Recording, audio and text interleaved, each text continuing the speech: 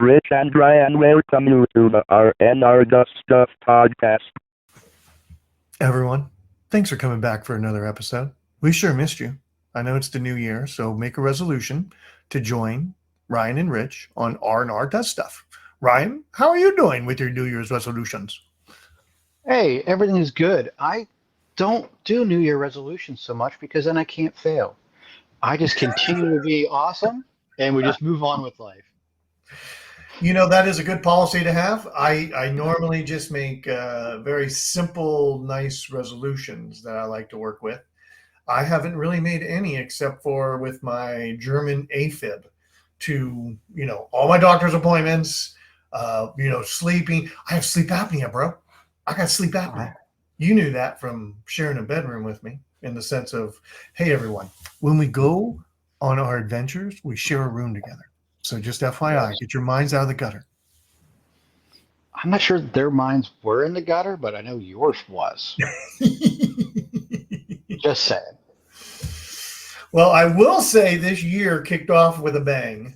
And I did get some retro stuff done, and I got some new retro things. So I have some stuff on the docket, and I'm going to start off, Ryan, Amiga 500 Plus. Oh, how's that going? It is as done as it's done today. So you're going to love it. I'll put a link for everybody. They can go watch the video on YouTube. I basically took over where Ryan and I left off, and I ordered parts, and parts came in, and so they all stacked up. And Ryan extended the floppy disk controller power, no problems. Cut it up, soldered it. I had to look some stuff up on the net because once that Molex was gone and it was just the two FDD power connectors, I had like some extra wires, and I was like, what the hell? But I got it. The floppy drive cable was great length. So that went really well. It all went downhill when I thought about moving to GoTech. Oh.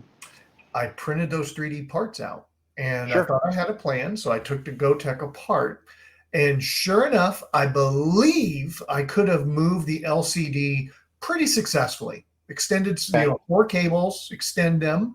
I was going to hot glue that thing down. But when I looked at the rotary dial, it has a whole card on it. Oh, sure. And then, of course, there were 2 buttons I didn't take into consideration. So I backtracked. I chopped up the floppy drive area, and I fit the GoTech with the 3D. No, I didn't even use the 3D printed slide I made. I ended up screwing the GoTech in where the keyboard ground cable goes down, and it's tight as a drum. And once I cleaned out that floppy drive area, like I took my Dremel and went, reep, reep, reep, it fits right there. It just fits, and I can put my thumb drive in. I can rotate the knob. It works. That's awesome. The 2 little buttons to the left of the rotary dial, you don't ever need them. Oh, well, there we go. Yeah, we never pushed them. I didn't even know they were there until I started taking them apart. And you don't need them. Why are there 2 buttons? What are the 2 buttons for? They will move up and down the discs in the list, but you could use the rotary dial, and then you push in on the rotary dial when you want to select a disc as well, or you just wait and it'll accept that. I was waiting and it accepts that. So I got that piece done, and then unbelievably, I am so glad I asked you about the right buttons to use. Oh, yeah. So those came in, and there were 10 in the pack, right? 10 pack. And I think I said on the video, Ryan's like, are you sure you need 10? And I already have, I was like, I'm going to put one of my Frankenstein C64 to do soft resets. And so I said, sure, I'll get 10. Dude, I'm super glad I did. Oh, really? The very first one I used was broken. What?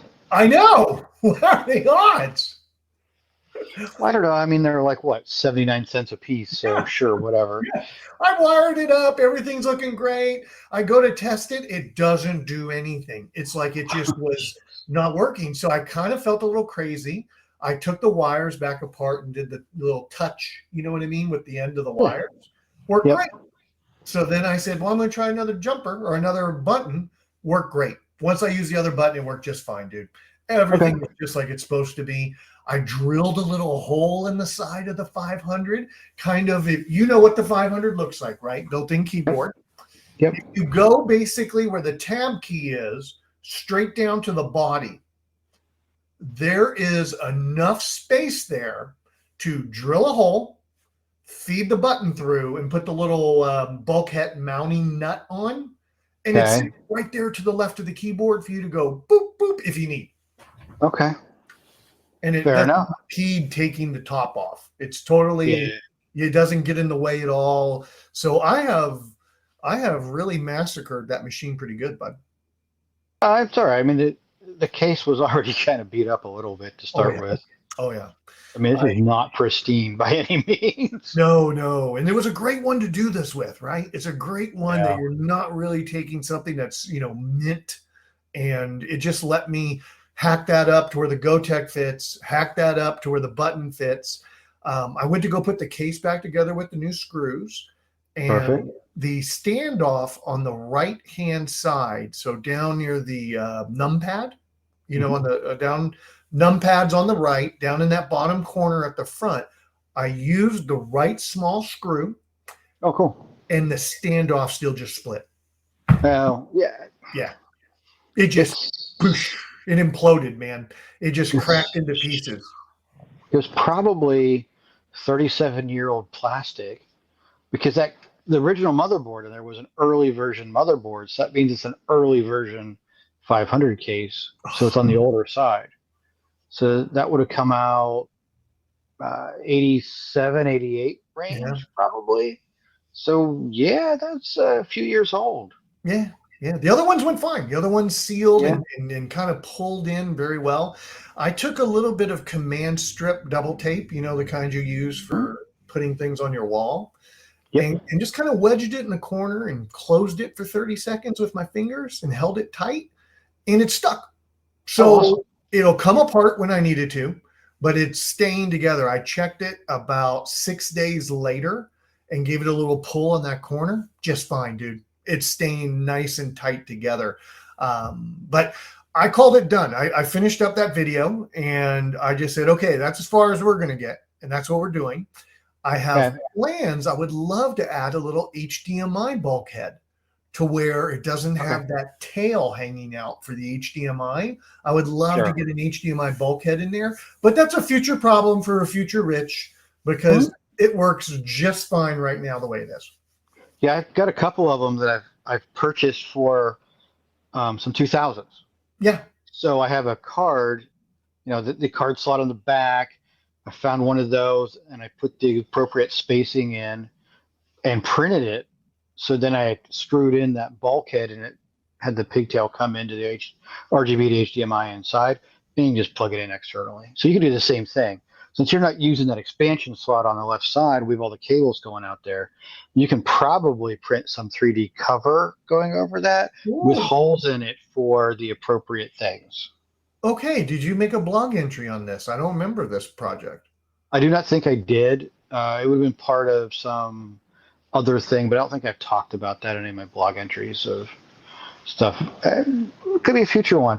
My current one, as of this recording, is to actually finish part 2 of my Amiga 1000 blog entry. Okay, so that wraps me up on 500 plus. What's the part 2 for you that you're going to be getting into? Oh, the Amiga for the 1000. I did a lot with so I have RGB to HDMI, so I'm going to talk about the RGB to HDMI. It does have headers in the back of the 1000, so you'll see a little bit of it for the 1000, but it's the 1000's backplate is this big piece. And someone designed on Thingiverse, not me, someone smarter than me and better at designing than me, this thing that's in 3 pieces that fits in there. So you take out the original and we're not messing with the original plastic. I have that stored and put these 3D printed ones in there that have, I have 2 HDMI outs, one for the Pi Store and one for the RGB to HDMI. It's got the hole for the button for the RGB to HDMI. It's got SD port opening for the SD, adapter in there that comes in for the hard drive, for the extension, so I can pop in the SD card. It's got all that in there, and the blog entry is going to talk a little bit about the RGB to HDMI, which I had to get a special A special board for that. I got a special board for that or the PyStorm. I think the PyStorm, now that I think about it. So it was my first attempt at using KiCad or KiCad, whatever, and getting something made. I didn't design it. There was a repo out there, and then sent it off to JLC PCB. They sent me 5 of them, which of course I needed 1, and got to PyStorm inside of that 1000 on this board. It's a riser with an L-shaped connector on it that goes the right way, because all the other defaulted ones were for like a 500 or a 2000, and they go the opposite way of what the 1000 is, because just for the layout of the board. So the blog post is going to talk about really the RGB to HDMI edition and the PyStorm edition, and what emulating package I'm using in the PyStorm. There are 2, and why I picked the one I did. So that'll be coming soon. Meaning for me soon is, I don't know. I know the same feeling, dude. I know. We'll talk about a soon project as I wrap up today. I'll tease a sooner later. Oh, nice. I'll tease a soon project later in this podcast. But yes, I know what you mean. Perfect. It's coming soon. I wish I only had one project at a time, but I don't. What have you been doing since the new year? What's been on your bench, or what have you been working on? Mostly I've been reading down through this ROM kernel manual, because I figured that was a good idea. At least mentally, I think it's a good idea. This book is ginormous. So for the Amiga, there are 5 different programming manuals that came out from Commodore themselves. And I'm looking at the latest version that they published before they went out of business. So it covers OS 2.0 and, forward, really. They don't have any of the 3.0 specifics in it. But I'm reading down through it. I'm about a 5th of the way. And that, for a 5th of the way, that's cool. It's a 900-page book. So I'm like page 230 or so into it, where we're talking about drawing little boxes and lines and using the different colors from the bit planes. And I got some of that to work. And that's where we've been. Couple previous chapters, we talk about menus, which I'd already done a little bit. So compared to some of that, you pull down menu and it launches a routine and will do something, or in opening a window, which I've done a little bit of that as well. So, but I'm going down through this manual. It is ginormous. And dear listener, 900 pages of a programming book are not 900 pages of The Stand by Stephen King. They definitely do not travel at the same speed. No, this book's huge. It is bigger than an iPad. It is, for those that maybe play D&D, it's like a D&D player's handbook, a little bit bigger sized pages. For 8.5 by 11, pretty easily pages there. Yeah. So some of it's talking about it, like what are all the options. That's a little easier. There's actually source code in there as well. They give you examples. So that's kind of cool.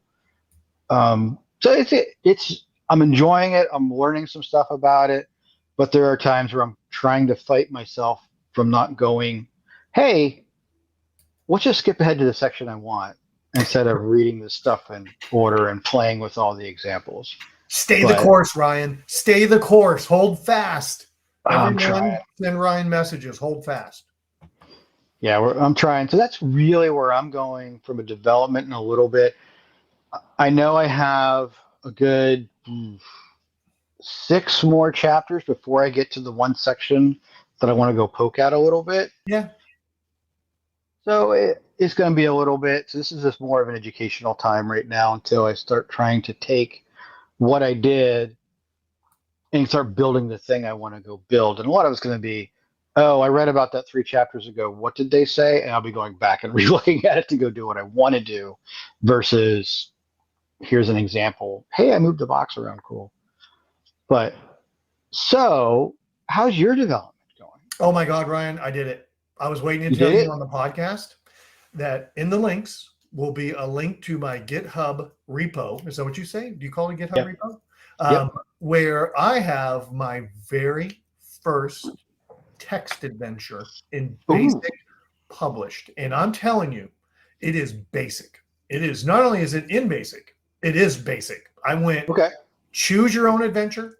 I went with, entering commands and taking those commands and go-toing and sending you places and blah, blah, blah. I actually kind of got it wrapped up. And then I started dealing with all the 40 characters and trying to fix my paragraphs to get them to sit better. And then I started playing around with my processing of the words that were coming in. And then I messed around with the colors. And then I found a couple other things. And I said, you know what, Rich? You didn't make goals when you went to do this. You said to yourself, I'm going to write out this adventure. I'm going to put it in and I'm going to make it. I started making it more complex, Ryan. I started adding in more issues. I started adding in more problems. And I said, no, you did what you wanted to do. It works. It does it.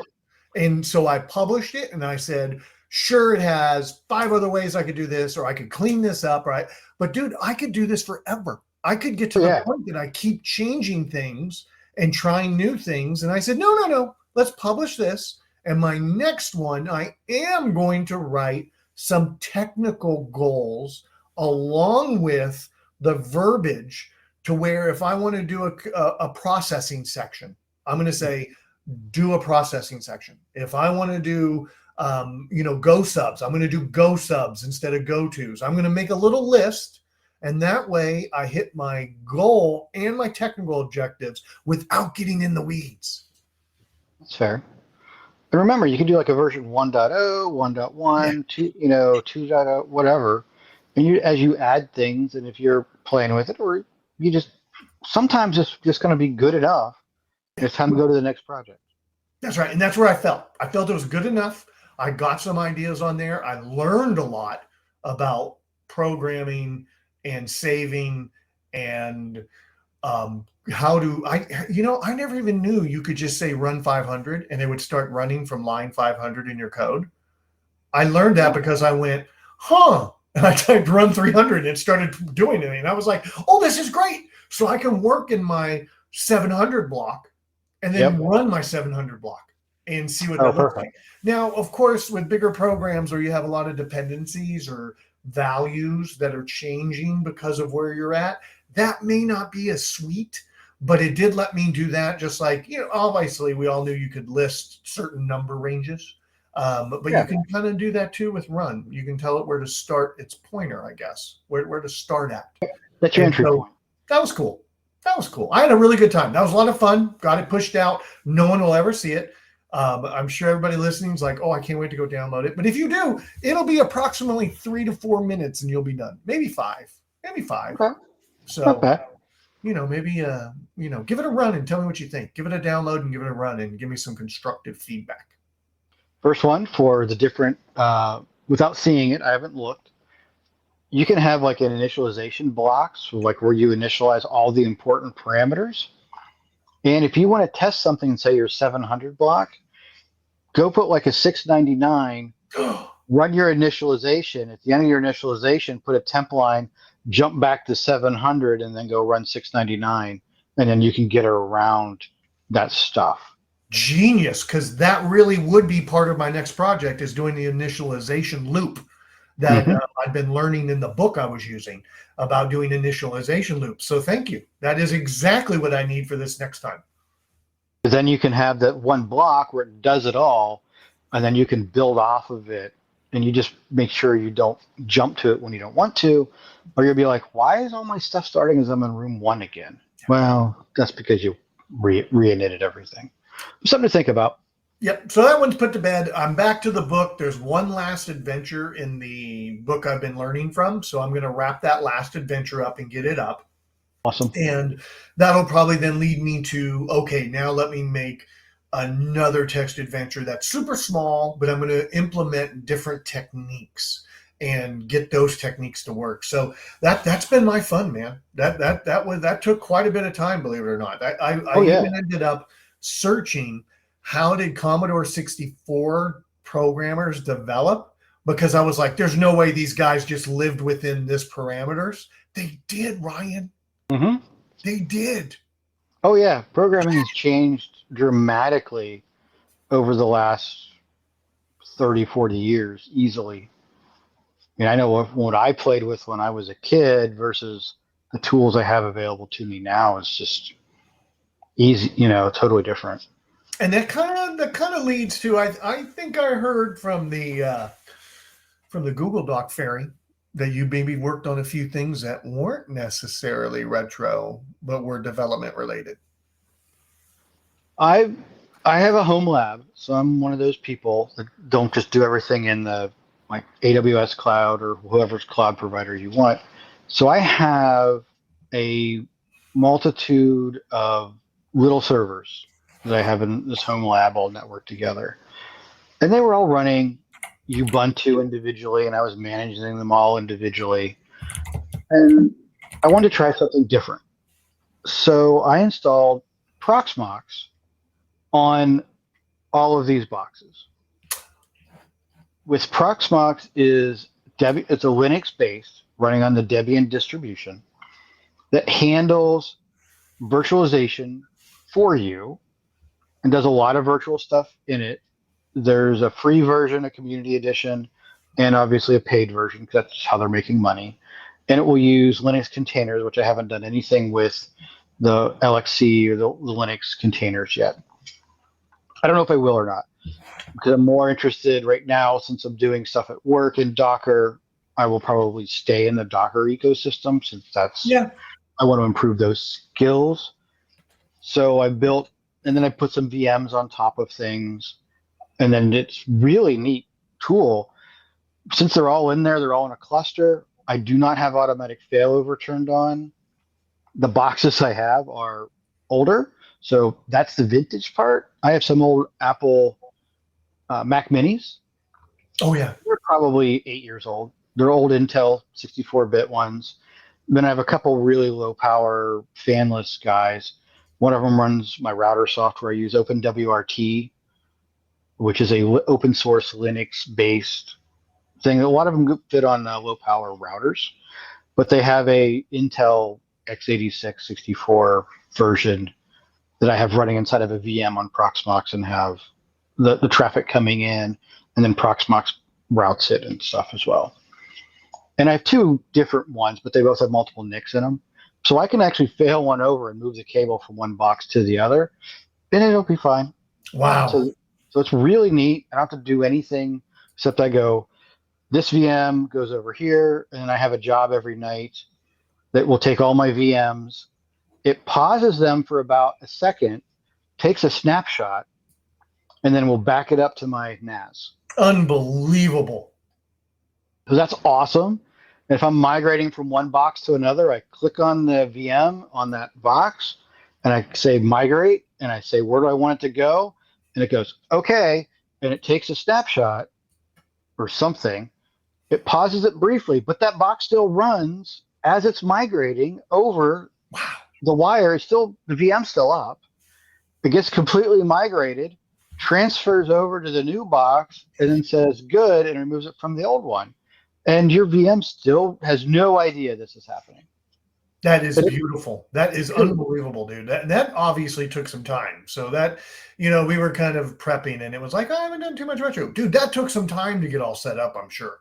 That was 2 weekends that I spent to get that working and to get back to where I was, because I set up the OpenWRT. I had to sort that out. I was using my, an actual router to do everything, and I wanted to do a little bit more, and it didn't have that capability, so OpenWRT gave me more capability. And I also set up Pi-hole inside of a VM. I've been playing around with that for my Pi-holes, my DNS, and my DHCP server now.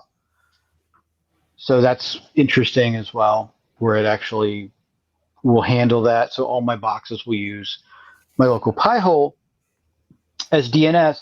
If you're not familiar with Pi-hole, you can actually tell it to block sites. So it won't just DNS resolve known ad sites. So you just don't see them.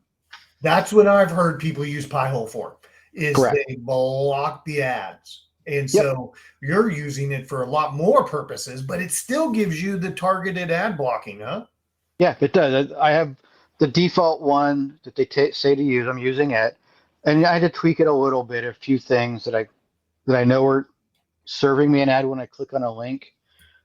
I wanted like Reddit sends me an email from a couple of my groups if there's some interesting article, but they have to click through, and by default, Pi-hole blocks that. So I had to say, yeah, okay, I kind of want to deal with that. But there's some others as well, like Yahoo, the Yahoo message feed. Like if you look at the comments feed, it's blocked by default.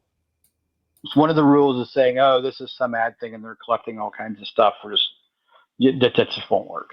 And I haven't dealt with it. I'm like, do I really need to see more comments on the internet about some random article? The answer to that is probably no. Why? So I left that one alone.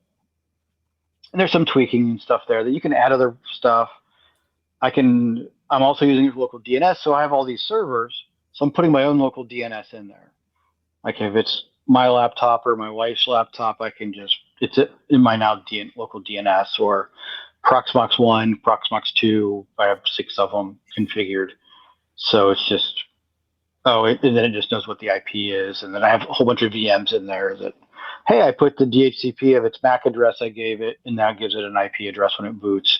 And then it'll also let me hit that host name as well. So nice. It's pretty cool. I mean, these boxes are not the fastest thing on the planet. Most of them only have 8 gig of RAM, so they're not a ton of memory. But it's great. Our web server for the podcast and our blog, my blog, the podcasts are served out of it. Our general website for our podcast is on there. My blog's website is on there on one of the VMs. It has a VM right now with 1 virtual CPU and 1 gig of RAM. Wow. So we get a lot of traffic, let me tell you. Well, we're going to blow up one day. And when we blow up that one day, we'll have to buy a new machine to host our website. Right. So with the OpenWRT, I also limited how much of the bandwidth that I have that will go across to the web server. It'll just. So if we do get hit with something, it will only send so much from the router over to the web server, so I don't kill my own internet in the same process. Well, when I want to start my C64 BBS, I'll call you and we can put it on one of the VMs. Yeah, easy. That wouldn't be hard to do at all. That'd be pretty cool. That'd be an R&R Does Stuff BBS. Hey, there could be some future ideas there. And by the way, I know somewhere we can advertise when we're ready. Nice. I'm showing everybody, I'm showing Ryan the magazine that I ordered for myself as a Christmas, which is the Commodore. I talked about it before, the Commodore 64, Free 64. Look at this guy. It's beautiful. Look at the pages, dude. Let's go. I like the cover. Oh, good. Oh, is it smaller size than normal magazine? A5. It came out of England, so they use those crazy measurements over there. But all the pages are glossy. Everything is so well printed. I've looked. It doesn't necessarily have like load code of the week. Yeah, very much. And you can tell how small mine is. Ryan held up his Amiga Future magazine, which really is more of a full-size magazine size. This is an A5. And what was really great, dude, I saved this package because I'm going to make a little YouTube on it. Look at the box it came in.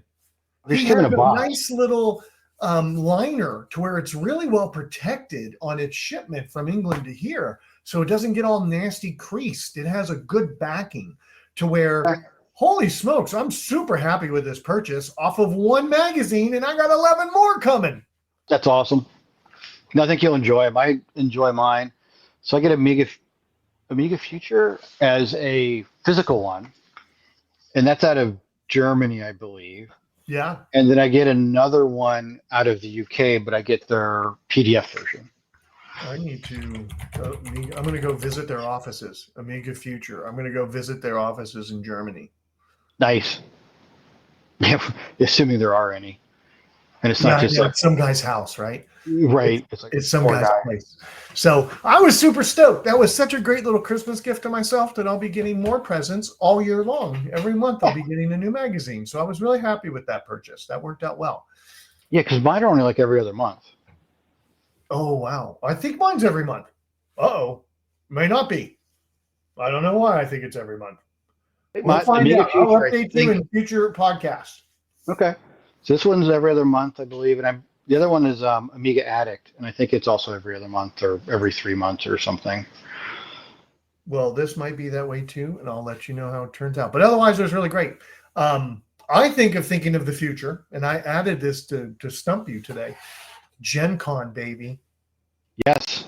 Baby, Gen Con. I saw tickets go on sale, I believe, February 9th. Okay, that was great. I started the group chat with the family because this year might be the year that all the children come with partners. I hope so.